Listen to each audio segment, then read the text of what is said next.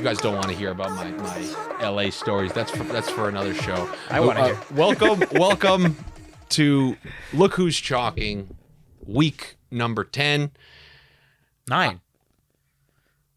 Yeah, but we did the preseason week 1. So this episode. That's the difference, ladies and gentlemen. I can think quickly on my feet now. During the Synth Hall audition, I shat my pants. But now, man, I'm a counter hook puncher. It's easy.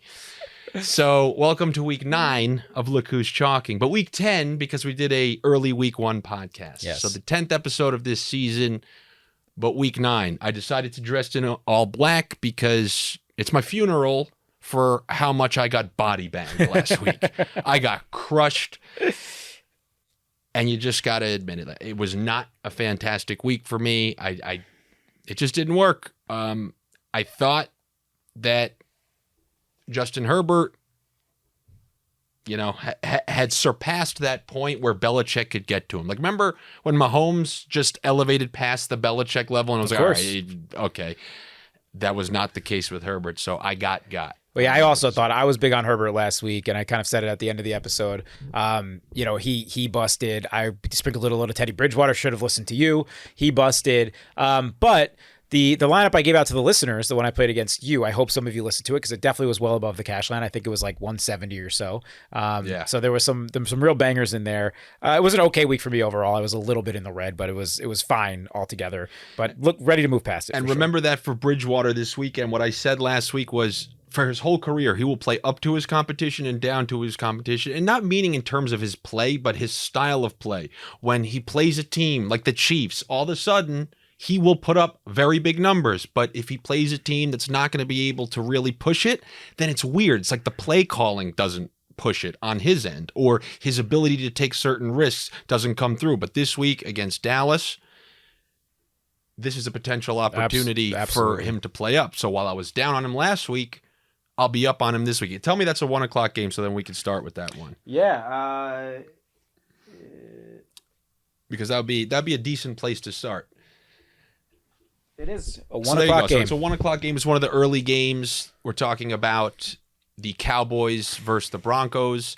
The Cowboys were able to put up a good amount of points against the Vikings on the road, or at least look relatively efficient. And we're going to assume Dak's going to be back for this one unless they're lying to us. We know these coaches are big liars most of the time. But if you saw him warming up, it would be hard to believe that he wouldn't be playing this next week. I think if last week was a playoff game, he was playing, right? I think it was just more precautionary. Absolutely. I think he's playing this week. And you always got a shot of Cousins just kind of throwing one of those primetime losses in there. Yeah, absolutely. Cooper Rush, who I found out his brother went to college with my fiance, and they knew her. They knew him, his brother. So all of a sudden, I have a house full of people on Sunday night rooting for the Cowboys, and I'm like, "What's going on here? This is a Giants household. This is not okay." Of course, the Vikings, Kirk Cousins, crap the bed. But yeah, and I think there's a lot of interesting points in this game, particularly because it seems like some of these Dallas guys are underpriced. Yeah. I'm just going to say, if you look at the prices, there's no reason that coming off of that huge game, Amari Cooper's price should come down. Now, Draftkings has to do that Russian roulette thing where they give out the following week's prices at halftime. So they didn't get to see Cooper have that big half. I really feel like his price would have been inflated further. Yeah.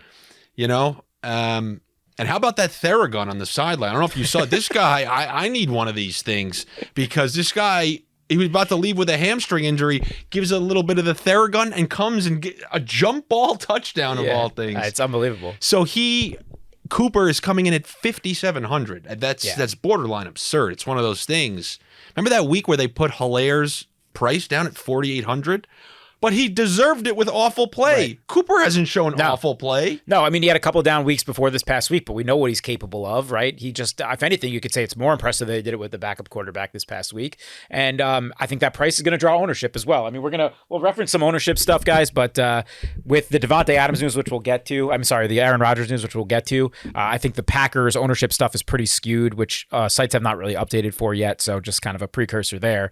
But as far as Amari Cooper, coming through at around 13% yesterday. I'm guessing that goes up a little bit, both because the price is too cheap and because the Packers guys are going to go down a little bit. So at that price, it makes sense. I'm fine eating that ownership if that's actually where it came in.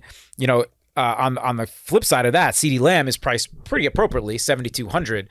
So I think from a GTO tournament perspective, it probably makes sense to get over the field on Lamb and either match or under the field on Cooper. But if you're just trying to build one lineup in that price, he fits into so many constructions. I think secondary stacks, particularly in this game, make a lot more sense than primaries, probably, which maybe we'll get to as well. But it's just because there's some better spots in my opinion than Dallas playing Denver from a primary game stack. But I'm totally cool going Dak with either of those guys this week. And I do think on the other side of that game, many people who may have played Judy, potentially Sutton, I don't think because Sutton was 6,400. This would be a good week. Like I said, Bridgewater, watch him look considerably different with his play calling and watch it not be Melvin Gordon 2 touchdowns, but watch, especially if Noah Fant doesn't clear the concussion protocol, you're looking at a nice target share between Sutton and Judy. And the prices are 5,000 and I think 5,800 or 5,900 for Sutton. These are great prices in a game that potentially is going to have a decent amount of points. And no Von Miller, it's just one less pass rusher there.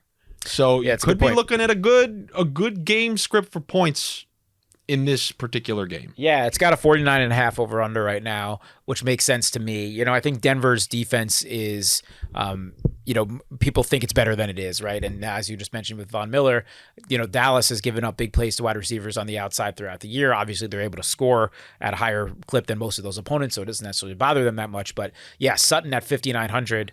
I'm still a much bigger fan of him than Judy. They were easing back in a little bit last week. And Sutton, we talked about it last week, but he's, if you're into the air yard type stuff, if you're into the passes over 20 yard type stuff, he is off the charts and all that stuff right now. So he's definitely who I'm interested in. A Sutton, Amari Cooper secondary stack, if you can fit in Lamb, I think that works. Zeke is 7,000. That's a little bit of a tougher matchup. You don't really want to necessarily go with a running back on the ground against Denver, but I think you have to sprinkle them into tournament pools as well. So all these guys are at play. I'm looking at these 1:00 games, and that one kind of jumped out. Maybe there's one other that I find interesting, but do you want to take it from there? Like, do you see? I mean, yeah. Last thing I'll mention just quickly on Dallas is Gallup 3,900. If he's back, obviously I want to hear what the reports are out of camp, like what kind of snap count is he going to be on, any type of thing like that. But at that price, in this matchup that we clearly both like, I think he's totally fine to sprinkle in as a double. If you need to fit in a cheap wide receiver, if Bateman's going to come through as chalk, who's 4,000, we'll get to that game. But that's just a name to keep in mind once again. And if not, Cedric Wilson, we just saw once again at 3,600 is probably worth sprinkling into just stack environments. I don't know if I want to go him. Something tells me they're going to split those snaps. Yeah, which is fair, which is certainly possible. Like they're going to split the third wide because it's like they want to reward Wilson for his good play and also take it slow with Gallup. Yeah, which is it's certainly possible. Obviously, Dallas has bigger ambitions this season. I mean, you have a game right there you want to talk about? No, I'll use what you just said about Bateman because I feel like this is a game maybe you can slice it into. I always kind of the Lamar games, I just kind of say, I don't know, what do you want me to say? So what do you want me to say? I love this game actually a lot because first of all, Lamar's underpriced compared to some of these other guys. Maybe it's because before the bye, he only had the I guess he ended up with 23 points in that Cincy game, but he kind of really struggled to get there towards the end, and obviously that's not getting there for his price. But Minnesota, we just saw what freaking Cooper Rush did to them through the air, right? When you take that into account, the fact that Baltimore has a 32nd ranked pass defense right now, I really like this game to go over. And I really, really like it with a Lamar game stack, particularly because he is coming through as the 5th most expensive quarterback on the slate. Now, that was before the Aaron Rodgers news, so say call it 4th. Kyler Murray is 500 more than him and is really dinged up. He's didn't practice today. He's not going to practice all week. If he plays, he's going to be completely hobbled. Not interested at that because his rushing floor will be down. So I'm getting him below Mahomes, below Kyler, below Josh Allen at home against Minnesota. I just think that it's a really, really big Lamar spot, and I think the rushing floor is there for him this week as well. So you'll see a little bit more in my lineup possibly, but I think there's really interesting places all over this game, particularly looking at some of those Vikings receivers. I know Thielen kind of got there, but Justin Jefferson's coming off one of his worst games of the year, and I think he could do some real damage against Baltimore. It's a theme that I'll continue to say every single week in gambling and with DFS. If a team looks bad in prime time in any capacity, just know that every doofus in the country is going to be scared to bet on them, play them. But usually that's when that team comes out and plays their best the following week. Yep. And if this game was in Minnesota, I would feel probably pretty differently, as far as I think Minnesota would really come up to play. I'd be a little bit scared about playing some of the Baltimore skill position guys. But in Baltimore, I think this game just goes over. It's at also a 49.5 game right now. So Vegas knows. They think there's going to be points here too. And Minnesota's got something to play for now, really laying an egg on national TV. Baltimore's at home off the bye. No reason to think that both these guys can't perform. Love Hollywood Brown this week. Absolutely love him. He's getting peppered with targets, 6,000. And from a tournament perspective, that's the exact guy you want. When his target volume goes up, we know what the touchdown equity is there for him. So somebody that I absolutely love this week. Okay, and floating over to the same division as Baltimore, you got Cleveland at Cincinnati, the Ohio rivalry game, the cities that I'll never be living in, but I love everybody from. Me and you both, bud. No, the thing is, I'm not going to be a person who everybody I meet from the Midwest, specifically from Ohio, is way kinder than me. Yeah. I'm borderline jealous of their personality, yet I wouldn't switch with them. No. That's a weird conundrum. Not I'm jealous of them, but if you let me walk into them, just kind of like step into them like surrogate Bruce Wilson at the bartender, Synthahol, I wouldn't do it. But in this game here, there's one name jumping out to me, and it's Nick Chubb. Mm-hmm. We forget how much they loved a lot of drama with Jarvis Landry and everything, but let's not forget we have Nick Chubb without Kareem Hunt. Yep. And he whiffed last week, and in my opinion, why are people playing Nick Chubb this week? What would incentivize anybody to play Nick Chubb? But I will be. Certainly. Yeah, me and you both. It's worth mentioning that there's some weird Odell stuff going on right now. Who knows if he's even going to be with the team at all moving forward. So I think Landry probably isn't played just from a target-based volume type play. But Chubb, I mean, we just saw what Michael Carter did to this team. Through the air, on the ground.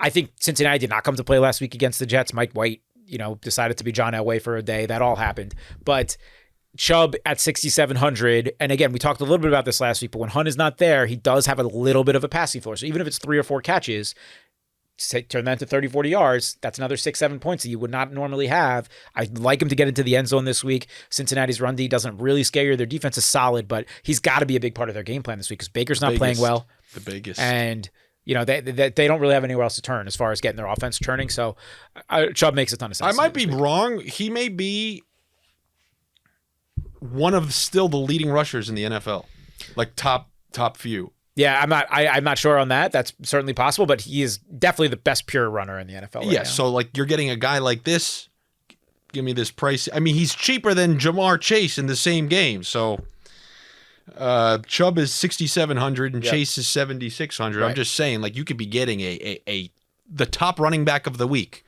in Chubb. He has that potential. He does. So yeah, just something to know. And Chase is a scary one. Like he's, I think since he got their asses, handed to them in a way last week, just losing to the Jets. So I think that they come out strong this week as well. Wouldn't be surprised to see this game play up a little bit too. I don't know if Cleveland can score at the same level if Cincinnati's offense is really ticking, but Chase, you have to consider him. You just have to at that price. I mean, besides Cooper Kupp, there's just been no one that's like slate breaking more than Jamar Chase so far this year. This is turning. You know what this is turning into for me? I guess Arizona of like week 2, not the current one. That's just a nightmare. But you have the Hopkins, and then you have kind of the other two, and you got a flip flop between Higgins and Boyd. I mean, Boyd had a pretty nice day on Sunday week before. It's weird. Boyd still doesn't interest me just from a target volume perspective with how the way Chase has come on. But we should say we were wrong about Mixon last week. They went away from P. Ryan. They gave Mixon like 84% of the snaps. He was getting the passing work again. He was in the perfect lineup. He needed that exact game script for that to happen, I think, which was the Bengals were playing from behind, or they were at least playing in a competitive environment, which is really what elevated Mixon to that point. But that said, they were trusting of him on third downs. They let him in the whole game. He scored a couple times. So Mixon is, if we know he's getting that kind of volume, which is what the concern was, from the previous weeks before last, he's a, top 10 running back. He just is while he's healthy. Do you want to hit any other of the ones? Because all 3 4s are worth noting. Until we know Taysom Hill's playing, it's hard to speculate. Also, those Atlanta, New Orleans games, they tend to be beatings in New Orleans, and the ones in Atlanta are the ones that become like a fun game. Yeah, and Atlanta stinks, I think, right now, right? Like, they were rolling out Russell Gage. That guy sucks, by the way. Tajay Sharp, Zacchaeus. If Kyle Pitts is going to get taken out of the game like he did last week, which Carolina was very smart to throw Gilmore on him, they are not moving the ball. And maybe Pitts won't be taken out of every game like that, but there are going to be certain games that he is. I don't really want to touch that environment right now. If Taysom Hill's the starter moving forward, which he's going to be, he's going to be fantasy relevant on certain weeks.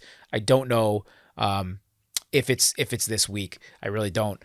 It's possible. Atlanta's defense doesn't scare you, but unless I'm doing full on MME where you want to sprinkle in some Taysom, I'm really not that interested. The only other 1:00 game I think is just worth mentioning is the Bills going into Jacksonville as 14.5 live point road favorites with a 48.5 point over under. So it's not like it's a low over under. They're saying, hey, the Jaguars might score a couple touchdowns here. You got to consider Josh Allen in the spot. It's the same spot we were talking about with all those 4:00 games last week, the big spreads. I don't know how heavy. He's the most expensive quarterback on the slate, and there's clearly better values underneath him, some that we'll get into in these 4:00 games. But you have to consider him, especially as he kind of busted a little bit in a big, not busted, but he didn't get there as far as what his target score needed to be in a big spread spot in division last week. I wouldn't be surprised to see him get there against Jacksonville this week. So that is all. I think that has the potential to be a beating without James Robinson, and I don't know. Look at somebody like Zach Moss for 2 touchdowns, if you don't mind. Yeah, no, totally. And I think Moss is actually a decent play here. I always question his ceiling, but in this game environment. But again, it's the same type of thing. If they're going to cover 15 points, if they're going to get to 40 points, in all likelihood, Josh Allen's throwing at least 3 touchdowns. If he manages to kind of scramble in for one also, you're there, right? You got 4 touchdowns. You probably add around 300 yards and you're there. So it's just something to consider. You're right. The game environment scares you as far as they could be running the whole second half. It's certainly possible. All right, let's go to the big boys now. 4:00. We got the Chargers visiting the Eagles. The Chargers embarrassed themselves last week. I think me and you both have a ton of faith in Herbert. Philadelphia's true whack-a-mole.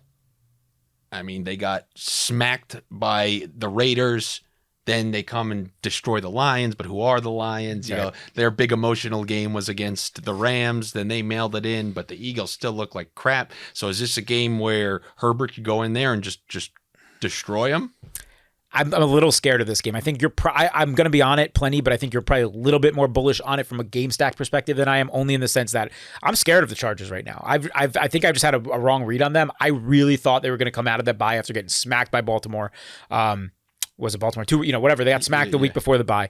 I thought they were going to come out last week at home against a New England team that just had clearly inferior talent and lay the smackdown on them. I was really bullish on them. I was betting on the Chargers, and they just laid down. The second that New England figured out they could just run right down their floats, they did. And I don't know. I don't know with the West traveling east, the Eagles riding a little bit high, coming off an absolute terror. I think Herbert has a lot to play for here. I think Brandon Staley is going to work his ass off to get a good game plan in here. I really do. But I like pieces of this game, I think, a little bit more than I do from full-on game stats. I got to check that temperature. I never trust Southern California guys on a cold weekend. It's true. It's true. In life and in fantasy. But and that said, though, you could really make arguments for the Herbert side and the Hurts side here. You definitely can. And then obviously there's pieces to go from, and you'll see there's some pieces in my lineup here. If you want to get into specifics about that, I definitely have some pieces in this game that I like. All right, and then I guess maybe if you have some pieces in your lineup, then we'll wait till we get to that. Sure. Green Bay at Kansas City. Now we know Rodgers isn't playing. You had Kansas City who gets a win, but as I stated to you, or I commented, I'm not a fan of any NFL team. So when I watch these games, it's hard. If I have nothing on the line, fantasy-wise, gambling-wise, it's hard for me to get emotional about anything. The Giants pissed me off so much.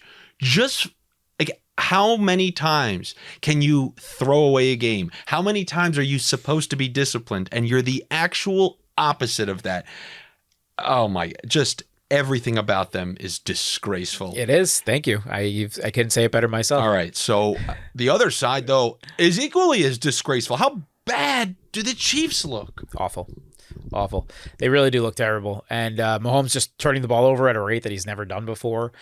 You have to think they really caught a break here with no Rodgers, because like they snuck by with that win on Monday night, and now they're at home against like Jordan Love's first career start here. And I think if there's any kind of momentum to swing their way, it's going to be getting these two ugly wins, which I'm sure if they win this week, it'll be ugly again. But yeah, I mean, the Rodgers news changes everything with this game. Yes. I'm not going to Jordan Love, similar to the way I wasn't interested in Justin Fields a couple weeks ago. I'm not interested. If you want to pay down a quarterback, go to Tua, like against Houston. Like I don't need to go to Jordan Love here. Now I'm scared of Davonte Adams too. I have no idea of the way he can get him the ball. He's already coming through as the chalkiest receiver on the slate. When people thought Rodgers was playing, he's coming through at like 22%. Say he comes down to mid-teens, like still at that price, are you comfortable going there? And then I think where you're looking in this game is the running backs, because the Packers are going to just lean so heavily on Aaron Jones and AJ Dillon, I think. And the Chiefs are going to know what's coming, but can they stop it? Yeah, I don't think so. Devontae Booker looked decent against them last week. Yeah, I guess the question is, we know if Rodgers was playing that Jones would have 7 catches, but we don't know if that's going to be the case with Jordan Love. And maybe it's just going to be more running it up the gut. Maybe this is more of a Dillon game, because he looked great last game. Or you could also make the argument conversely that Jones has a higher catch floor, because that's where Love will be comfortable checking it down, right? So you could see it going either way. I think both these guys are in play this week. I also think on the Chiefs side, because they're having so much trouble moving the ball downfield, because the Packers aren't a bad defense, I think Daryl Williams is another great spot here at 5,700. He had 6 for 61 through the air last night. Monday night. And he's running the ball okay too. And, I don't love the matchup, but I just keep referencing that DeAndre Swift game through the air in week 2. The Packers are totally okay letting stuff happen underneath against them if they're going to, save the big play. So, they're game planning against Hill. I think Kelsey also is really interesting, because he has not been needed at all this year to win tournaments. He has not looked the same. I think he's going to come in at much lower ownership because of it. And it's just a place to look if you're a tournament player, because I think people are going to be scared of that. Tyreek Hill is going to be played plenty. Jones is going to be played plenty. I'm sure Daryl Williams will be played. I think Kelsey probably gets the shaft a little bit from an ownership perspective this week. So. Nice. Yep. And then finally, Arizona at San Francisco. San Francisco, they're getting Kittle back. Dare I say Garoppolo looked all right? He looked good. Deebo Samuel is one of the leading receivers in the NFL. Mitchell was gashing Chicago in Chicago, which is different than doing it totally, away from there. I heard Jeff Wilson might come back. I mean, he's being activated. I don't know if he's going to be. So they're getting healthier, maybe more confident. Defense looked all right. And then you got Arizona. They looked like garbage. Yeah. And you had Hopkins going in and out of the game. AJ Green all of a sudden, making plays that you claimed that he'd be making. So this is. I feel like this one could go either way too. The way you feel about Philadelphia is kind of how I feel about this one. Right. Could it be a shootout? Maybe. Could it also be all of a sudden Garoppolo's not playing well and Murray and Hopkins are a little, because I believe Murray came up a little gimping, unless he was walking with a gangster, limp. So this one's another tricky one. So besides like running backs and potential defenses, this is a stay away from me. It's all about Kyler Murray's ankle. He's hobbled. It's actually hurt. He's not practicing at all this week. Kingsbury just said there's a good chance he doesn't practice at all this week, but still plays. If that's the case, I'm not interested, because you're taking his rushing forward right away. If he's got any pain on that ankle, his instinct is not going to be to take off and run. Even, look, could he get to his 20, 30 rushing yards? Sure, but you're taking away that 80, 90 rush yard ceiling that he has every week. I'm not interested there. I think Mitchell's a good play. I'm really interested in that 57, 58, 5,900 running back range this week. Daryl Williams, 57. Mitchell, 58. Devontae Booker's 59, I also think is fine. Revenge game. Yeah. And so that's the tier I like for the pay down at running back. So I like him because I agree with you. I think he's a very good running back, and it's a solid spot here once again. The pass catching floor scares you a little bit, but maybe maybe he just sneaks out 2 catches against a tough defense, because Arizona's, they play tough. So I'm not that interested from a full-on, stacking perspective. Yeah. I'm not going to take any of those Arizona pass catchers, really. I'm not going to Kyler. I'll probably sprinkle in Kittle if he is back and healthy, but Arizona defensive tight ends well. So it's a Mitchell and defenses game for me here. Yeah, it's a weird way. It's a lot of, it can go either way. Yeah. Big time. This Cincinnati-Cleveland game can be 13-10 or 38-35. 100%. 100%. And you get that with the Eagles. You got that with Arizona. You got that with the Packers. It's like every single game. Yeah, totally. It's in a weird way, I like it. I like that type of week better. I think I think you can really pick and choose ownership spots because everything is so up in the air. Like if you don't have a good feel that much, if you think the Cleveland Cincinnati game is going to score more or the Chargers Eagles game is going to score more, right? Well, I'd rather just go to maybe Mike Williams over Jamar Chase then because he's going to be 3% owned compared to 20% owned or whatever, you know? Yeah. Which that's just an example. I'm using. I don't love Mike Williams against the Eagles just because the Eagles actually really defend the outside receivers well. That's just, but you get my point. Yeah. If every game is around 48 points and you could see either one going over or under, go with the lower ownership guys, So then why don't you tell us who you do love? Let's put on your suit and tie and give us your Men's Warehouse pick of the week. Yeah, so really going back and forth with a couple guys here. I'm going to go with my gut. That's going to be in my primary game stack. Mentioned him a little bit already about how much I like him, but give me Marquis Hollywood Brown, 6,000. The guy had 14 targets in his last game in Week 7 against Cincy. He only caught 5 of those for 80 and a touchdown. Still fine at 6,000. But I think, if he's gotten double-digit targets now 3 times this year, I think this game's a perfect environment for that to happen again. Again, Baltimore's pass defense has not been good this year, so I think Kirk Cousins and the Vikings actually do keep the pressure on. I think this game does end up throwing. If Lamar gets to his passing ceiling, which we've seen a couple times this year, which I do think he does, and is one of the reasons that I'll probably be my most played quarterback this week, I think Hollywood Brown is a big benefactor of that. And not the best Andrew spot on the same spot. Vikings are okay against tight ends, so I think really sets up for Hollywood Brown. I think Bateman's cool too if you want to double, but I really like Hollywood Brown. Give me him for Men's Warehouse this week. Beautiful. I'm going to go with somebody I just made the case for before to be the running back 1. And typically here at the Men's Warehouse, we try not to give you the most chalky options. Hence, look who's chalking. However, I believe because he's forgotten about. He was under 3% last week. This is still Nick Chubb. And since he didn't do well, I'm not going to imagine that his percentage is going to jump all the way up to something high. Nick Chubb without Kareem Hunt. If I told you week 1, week 2, week 3, Hunt wasn't playing, he'd be the most owned guy. But because there was a bye, and then, or because he had missed a game, and then he's coming back and didn't play well, people will probably forget him, but this still is somebody who him and Henry were always up for like the leading rusher in the NFL. If he didn't miss time, he had a chance at that last year. And he's going to be playing against Cincinnati. They have that drama there, and if there's one thing we know to get out of drama that they like to do is just run the ball all day and run it, and whatever the excuse is. Guy gets in an argument with his wife, Stefanski, he's running the ball just to clear everything out. So I'm going with Nick Chubb as my Men's Warehouse pick of the week. You're going to like the way Chubb looks in Cincinnati.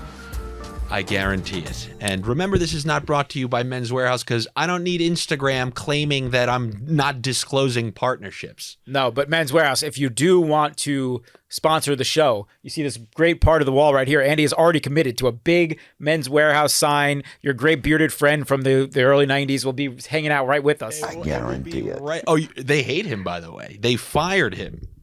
They fired the Men's Warehouse we take guy. It back. Whoever your current Men's Warehouse rep is, that's going to like the way he looks. But the thing is, this is not even me. This is the surrogate me. Synthahol? The real me is bearded just like that guy, and I guarantee it. So, what do you want to start lineups, or you want me to do it? I can go. You want me to go? No, I'll go. Okay. So, go ahead, my friend. Because we're on your home turf. You get to choose. Yeah. I guess it's like so in hockey. You as the home team, you get to declare if you want to take the first penalty shot, and the team who takes they always opt to take the first shot because supposedly you have an advantage by putting pressure on the other team if you score. Sure. So I'm going to go with a Justin Herbert stack. This is one of those. It can go either way games, but yeah, you got embarrassed, a bye, and another embarrassment. I don't want to trust the Southern California. I got to check that weather. I'm hoping it's 60. 60 they could do well in. But I'm mostly just kidding with that. I still like Herbert. He wings the ball. They don't have a running game. Their running game, in my opinion, still is a passing game to Eckler. So in games that they are able to put up points, it's more than likely you're looking at over 300 yards and 2 to 3 touchdowns, maybe 4 to he'll keep chucking. That's the beautiful thing, as you saw when he played the Browns a couple of weeks ago, and I was on him that week. So I'm pairing him with Mike Williams because he had an abysmal week last week, and Keenan Allen played fantastic. You know he loves, if he's throwing touchdowns, the big man is usually getting one or two of them. So I'm going back to Mike Williams. I think this is the same double stack that I did last week. And then because I don't believe they have a running game, I'm using Eckler as the running back / wide receiver as a double stack. And then I'm running Goddard the other way because he seems to be the person who is most consistent with Jalen Hurts. I have my running back, men's warehouse pick of the week in Nick Chubb. Then I got a couple of secondaries here. I got A.J. Dillon. I'm going with Dillon over Jones just because I don't have the guarantee that Jones is going to be like he is with Aaron Rodgers, where he's running all these wheel routes and he's being hit perfectly in stride. I don't know if he's as in sync, and the way, bye. And the way I saw Dillon running last week, tell me that guy isn't primed to plop into the end zone once or twice if they get down in there. He looked fantastic, and at 4,600, I'm going to take him. And on the other side of that game, hey, look, as long as he keeps being the third most targeted guy, he's going to be worth his 3,900 price. Mecole Hardman, I think he had 5 or 6 catches yesterday. Yeah, he's been consistently getting 7 or 8 targets. Yeah, he's been a dirtbag level of consistent where he's never screwed you. But hopefully one of these days, because he's so fast, all it takes is one of these end arounds or screens or something to go the whole way, and he's well worth 3,900. Like 39. I got Amari Cooper, 5,700. He's probably going to be chalky, but I'm going to eat it. That's what I got for you. To do it quickly, I got Herbert double stack with Eckler and Mike Williams, with Goddard going the other way. Mini secondary stack with cheap A.J. Dillon, cheap Mecole Hardman, Amari Cooper, and the Browns D. Very nice, man. We got some interesting strategies, interesting similarities for my lineup here. I mentioned Lamar. Going Lamar. To my men's warehouse pick of the week, Hollywood Brown. Makes a lot of sense in the world to me. I think no one's on Justin Jefferson on the bring back this week. People look at Baltimore. They think, oh, that's a tough defense. They think it's in Baltimore. For me, still a top 10 receiver in fantasy right now. Not a tough defense. And I really like that game to play up. So the perfect run back in that scenario. So skinny to Jefferson. I'm going Austin Eckler. My favorite running back play of the week. The place the Eagles are really weak is against tight ends, so Jared Cook's also, I think, good in play this week, and just under the middle. They're good on the outsides, but they let everything kind of encapsulate on the inside against them. Also, Eckler's got a really high catch floor. It is the right move when you are using Herbert to use Eckler in your double stacks every time right now, so that is the right call, and I'm huge on Eckler this week. He's 7,900. He has probably, with Kamara now having Hill back, and C-Mac, we're not sure if he's playing right now. This week especially, he's got the highest floor on the slate, with a probably right up there with highest ceiling. So you love that combo anytime you can get it. Very good matchup for him. I'm also doing a running back defense stack. Give me Daryl Williams and give me the Chiefs. Wow. So the Chiefs are 2,300. Obviously, their defense stinks. We know that. But you're going to give me them at home against a rookie quarterback's first start ever. I'm cool paying down at that price there. Plus, it gives you some flexibility in the rest of this lineup. So, Daryl Williams and Chiefs stack. We already spoke about why I like Williams. On the other side of Eckler, I do have Goddard as well in that tight end spot. Same thing with the Chargers, similar to the Eagles. That is their place to attack. They're not so strong in the middle of the field. Even though it is usually Derwin James that is on the tight end, for whatever reason, they manage to give up touchdowns to them. They give up points to the tight end. So Goddard is there. And then I got Gesicki actually in my flex. So I'm going double tight end this week. Reason being, same reason why I loved Higbee last week, and even though it didn't necessarily materialize. Miami's playing Houston this week. Houston is very, very bad against tight ends. I actually think it isn't really a spend down spot for quarterbacks. I mentioned it briefly, but if you do, I think that Tua is the guy to go to this week in the spend down spot. We've seen 2 of his last 3 games be over 24 points, I believe. And, they're at home. Can they keep the ball on the ground a little bit? Maybe if they get up big on Houston, maybe. But Miami isn't good themselves. So if Tyrod's back this week, I think Houston keeps the pressure on. Gesicki really is in a solid spot here. So there you go. And then in my last spot, I'm doing Michael Gallup right now as a placeholder. 3,900 fits in perfectly there. And as I mentioned, I kind of wanted a taste of that game. If we get weird reports out of camp, or if he's going to miss, or if it's going to split snaps with Wilson, as you said, I'll probably switch it up. Maybe I'll go to Wilson. Maybe I'd mess around and get up to Bateman for a double stack because it's only 100 more. But for now, I like Gallup in that spot. So Lamar to Marquis Brown with Jefferson, Eckler and Goddard, Daryl Williams and the Chiefs defense, Gesicki, and Michael Gallup.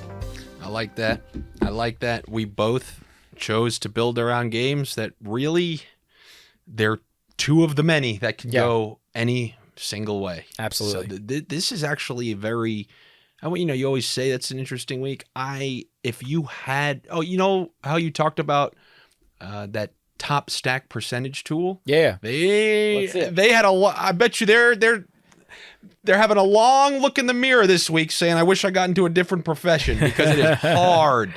It is hard. Top stacks tool from Awesemo this week. You want to guess? So for the top stack, my guess is because they saw a backup quarterback throw for a couple touchdowns against Minnesota, and then Baltimore's at home.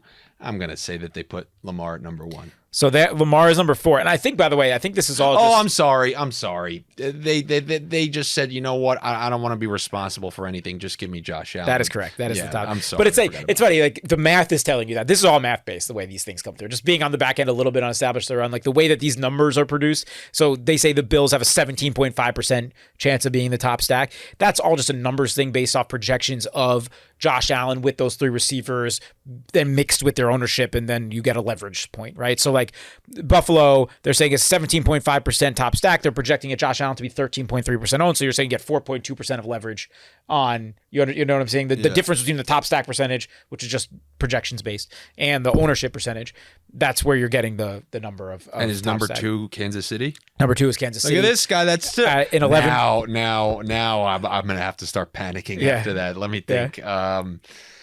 Number 3 for this week. If I tell you, if they went Arizona, I'll smack someone in the face. It is not Arizona. Thank you.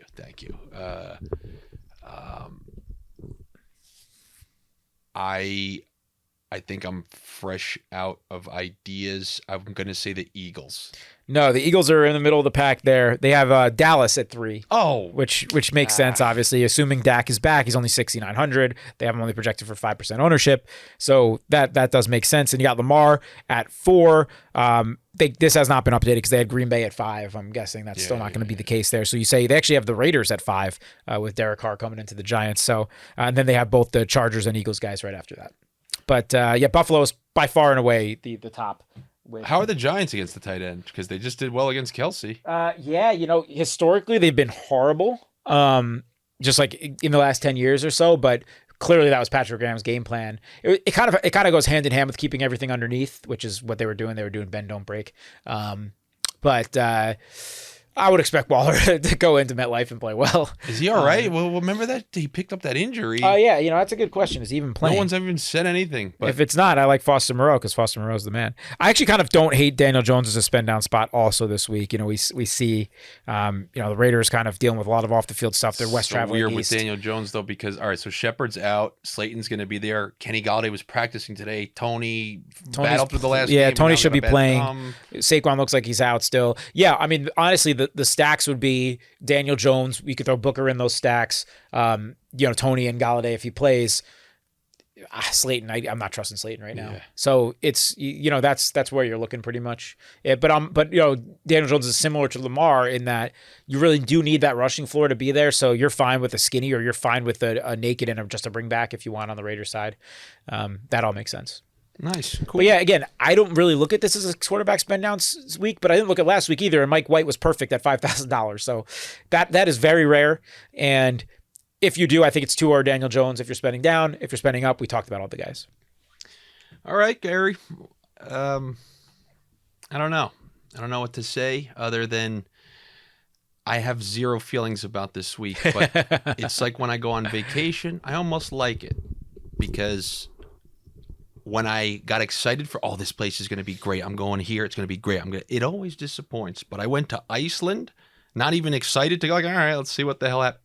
Fantastic time. Yeah. And I'm hoping that this weekend is me going to Iceland. I'm going in just like, all right. And Nick Chubb destroys the slate. Yeah. Yeah. No, I'm with you. I actually like the slates that I feel good, not great about, which is what I feel this slate is. Like, I feel I have a very good feel on it. But I don't feel like last week, which I felt like, I love this slate, and I ended up being just whatever. I'm with you there. I think when I feel good about a slate, I feel like that's kind of actually the best place to be on a Wednesday where we are right now. When look, like I said, I'm not one of the warm weather like California hey mans, but like I told you about when I take cheap quarterbacks, life punishes me when I start getting excited or like, oh, I got this week. I got it figured out. I have my worst week. It's so wild. And then when I'm like, man, I don't even want to put in lineups this week. My best week. That's how it goes. They do a weird thing. You want the girl. She never wants you. You're disgusted by her. She dreams about you every night. I don't know who constructed this, but he's a madman. Oh, without a doubt. An absolute madman. He's sick. All right, everybody, take it easy. Thank you for joining us for another week. Good luck to you. Better luck to me. We will see you next week. And, anybody out there, look, this has got better production than MSG. Okay, so if you need us, come calling, but don't ask me to be a surrogate. Synthahol? Take it easy, everybody. Oh, God, that was good.